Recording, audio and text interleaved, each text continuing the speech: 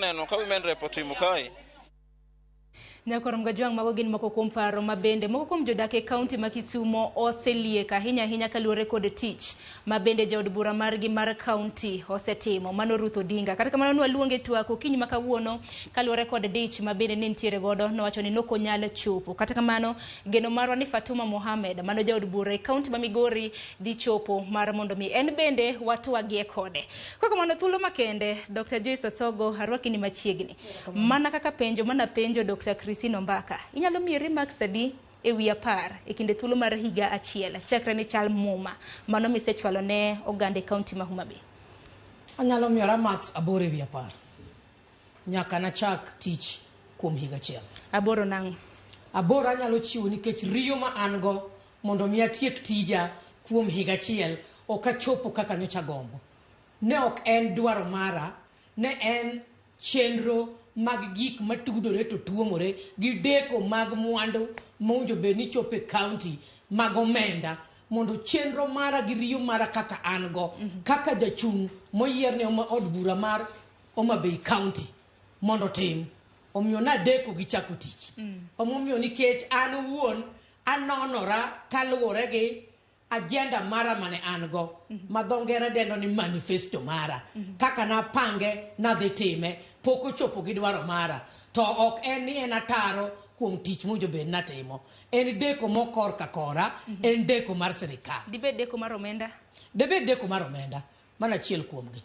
gi no kawo sama lach kata sani ng'eyo ni pod watemo mondo kwe makende obede tudruok maber mar chenro mag gik mwadwaro mondo bede mae momiyo gi dhongere bipartisan talk waparo ni dhi mbele waparo ni bang' mano to koro gik moko ringa trir kaka chunywa gombo. Nikech daktari wacho ni deko mar omenda en achiel kuom gi kendo chaki mulo kendo wach mar twak mar thik madhi nyime dibed ni ariyo go ema samoro ok osemoni tie makare ging'eny kaluwore gi gik mana paro ok mano kende kata omenda mwayudo kata mwaseyudo to ok chop riyo ma wan go mondo watine jopiny kaka chunywa gombo. Ochalo gima fireji moro miyawo to ndong' ni ndeng' to duogo lal. Mae momiyo ni od bura mag mochung' ne counties 47 okang' moro chien ne wawacho ni nyaka ging'i yo ma ginyalo medo wago omenda motegno mondo mi kwatiyo kik wabeda beda maupe moko ma kachieng' go ni pap to ner to tho. Koro magi be kata de bed no omenda biro to puot wadwaro gimoro malong'o ma japiny winje mana ka kiwinjo ka ywak ni seme koro pesa bedo ma kichwado kucho kombaka chege chwado kucho to tako chwado chek kucho to japiny winjo pesa ni japiny winjo tich japiny neno dongruok. Ang'eno kinyi maka wuono oganda e kaunti ma Homa Bay nyawadwa Ali Abich dhi bedo ka loso kodgi gin bende koro mana kaka Ombaka mag Sia bende noseloso kaluwore kod tich ma bende Christine Ombaka osetimo ma Homa Bay bende dhi loso. Ami mana thuolo mar lero negi moko kuom chenro ma bende isetimo chakre ni cham muma chien tarik 8 dwe mar 9 higa mokalo sani higa osekadho achiel. Dwach ni chenro mage ma bende isechwalo kaka jaod bura e kaunti ma Homa Bay. Erokamano ahinya an kana go campaign pile joinya Yesu ok yaw dhogi gik moko nyal timo an ka jenda par achiel kuom gi en weche rito alwora kod pidho yien kod ng'io na alwora mara chal nade ei migawo no adwa wacho ni Homa Bay County asepidho yiende 100 e skunde magwa mag public primary asepidho yiende 100 e skunde mag secondary aluongo gi dho ngere ni phase 1 namba 2 wachno an kaka jalno moloko bukatare wach mar nonro ma dhongere wacho ni monitoring and evaluation asetimo mano mayudo sikunde mano koyudo yien sikunde mane yiende gi otho sikunde munjo med yiende and e pidho yien no I score myself at 70%. Yien gi natimo tudruok gi migepe mar Kenya Forest Services ka achiel gi ofuku partnership mara matero yien e sikul bang' mano nikech na wacho ni yiende 200 asani asepidho ndhiwa kosewe ward asetieko phase 2 mano partnership marufuka achako kologi ward sani bi pidhe an gi chiero makora kete ngaf mondo mi yiende ang'iyo motegno kendo mi aduong' dhoudi mondo ayud yiende motegno mondo ajenda na piel pacho omiyo ageno ni samwa bro dok yiero to koro joherana kandhanyo na to nyumona to ywe bo tipo mara achaka wacho ne migawo mar pidho yien aketo gimiluongo ni solid waste management gi partnership marufuka kapod ne gik moko tudore poko chak miwa pesa aseguro solid waste management ang'wen maromo 28 e wards mokwongo mana chako godo kasto sani kana dhi ndhiwa ba chaka tere wards go te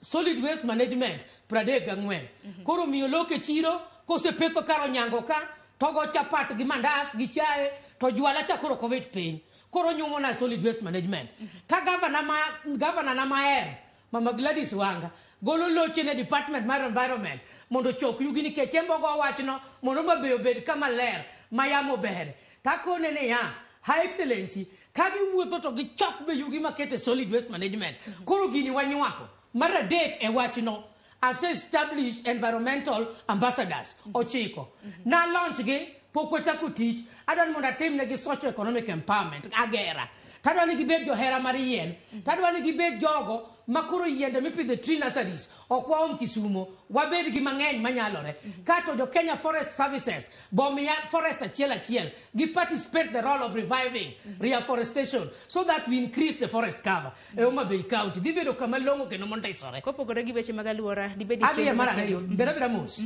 dongi penja tadwoki namba 2 weche mag sikul atimo gi miluongo ni Mama County Back to School program ok ni nyithindo nok dhi sikul ta expand cast ng'iyo ni taluora mar Mama County Back to School program natime ang'o gie sani natime mokwongo Rabuor Primary mano Homa Bay Town constituency kama bende namiya nyithindo basari maromo 650 kasto chieng' matimo basari no nikech kanyo batieko piyo nikech ano ka saa yombi apogo nyithindo manyiri te ma beneficiaries sanitary pads nyathi ka nyathi achwade 5,000 mano secondary kore ka nyithi university natime mar adek mar nyithindo mayowuoyi bamiyo sabun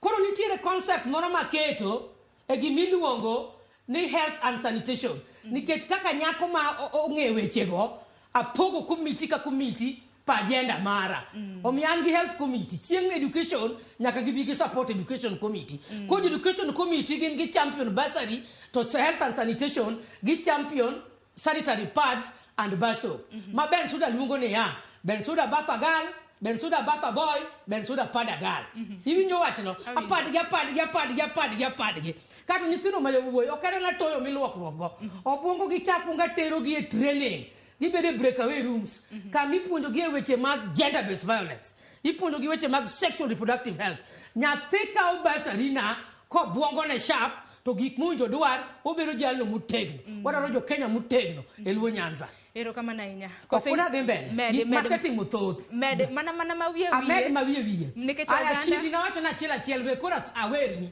chirni ne na achiel an ko kana first timer asetimo chiro kabondo kasipul chiro maber kabisa mabiro yawa yanga kendo jo Ramogi gi adwa no biogo touch kanyo mondo gik mawache studio ka gibigi ne pacho mano West Kabondo ward miyo ka miyo dhi bedo gi tandalo ne metare yareyo koka wuoyo overall ta wuoyo kom plastic omera go karibu customer to tielo pesa overall wat machiele chiro achomo ndhi waratanga kanyo endo drawings mag chiro no osechacha kura tere proposal approval kati chwada pesa geno no mendo bideko tachaka chwado chiro machiela avera boda shade mano market and infrastructure na se yawo moro Kisui mano Subanof achaka wuka dhe yawo moro Kasipul mano Yugis West Kamaga daktari to kimaka makage kanyo to asema ko break nikech ging'eny tin mitera ng'eny nikech bende wawinjo ni ground bende wachang'o moko kuom weche ma bende wacho koro jopiny e county ma Homa thuolo mondo achaka ler ne gi nikech an bende agombo nyiso gi ni to an kanye gi project na tan gi chenro mane to maidi immediate to mane dutote adi medi nyaka Christine Mbaka dutote bende adi medo koro mise wachogo ma bende setimogo jopiny e county ma Homa Bay bende neno chenro ma bende setimo Nyawado Joyce